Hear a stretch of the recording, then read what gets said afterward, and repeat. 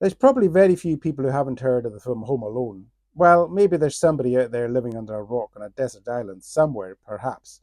But did you know quite how far Hollywood stretched this film's premise? In the movie, 8-year-old Kevin McAllister is accidentally left home alone while his family go on holiday to France. Kevin then has to defend his home from some pretty dumb robbers, the Wet Bandits, Joe Pesci and Daniel Stern, with hilarious results. The 1990 box office sensation, which John Hughes turned into a global and cultural phenomena, also made Macaulay Culkin into an overnight star. Taking an incredible 476 million, it was the number 2 box office hit of 1990 and became the third highest grossing film of all time. So it's understandable that the Hollywood bean counters would milk the idea to the max. In an array of apparently never-ending sequels, the spirit of Home Alone lives on. Home Alone 2: Lost in New York came out in 1992 and features the same cast as the original hit film. This time Kevin gets separated from his family at the airport and ends up on the wrong plane.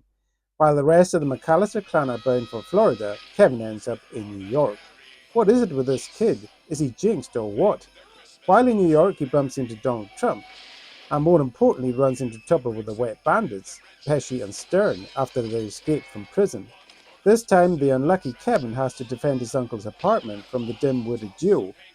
Cue more booby traps, pratfalls, and even more painful and violent-looking stunts.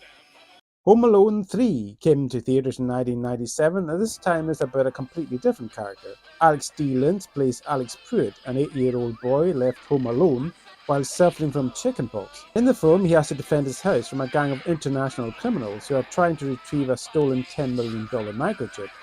After the chip ends up in a radio-controlled toy car possessed by Alex, the criminals lay siege to his house, desperately trying to retrieve it. Obviously, the criminals are some of the most inept, witless morons you could ever imagine.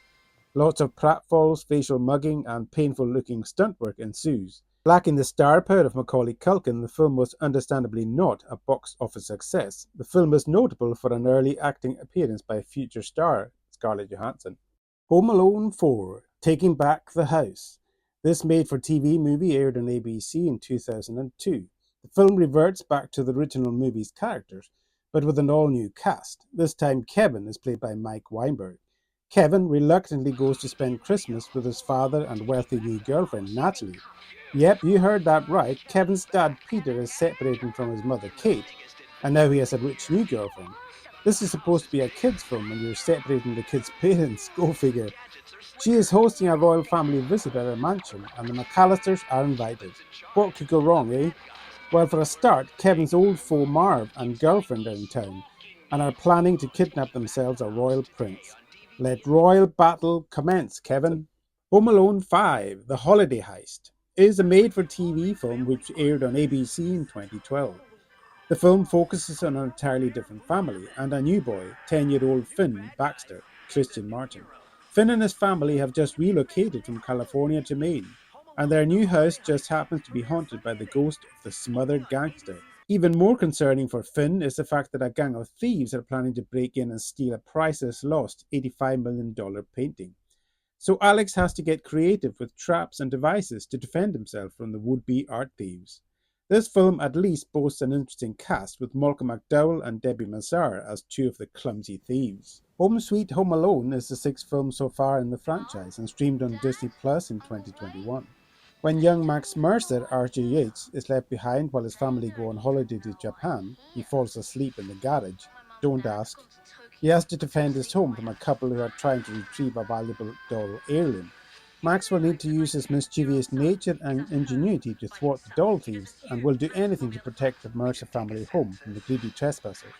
This film at least offers a welcome return to the series by actor Devin Rattray as Officer Buzz McAllister. So will there be another film to come in this never-ending franchise, or has the door been finally closed and locked for good on the Home Alone series? Wait and see. I guess not. Especially around Christmas time, watch out. So be warned, Kevin.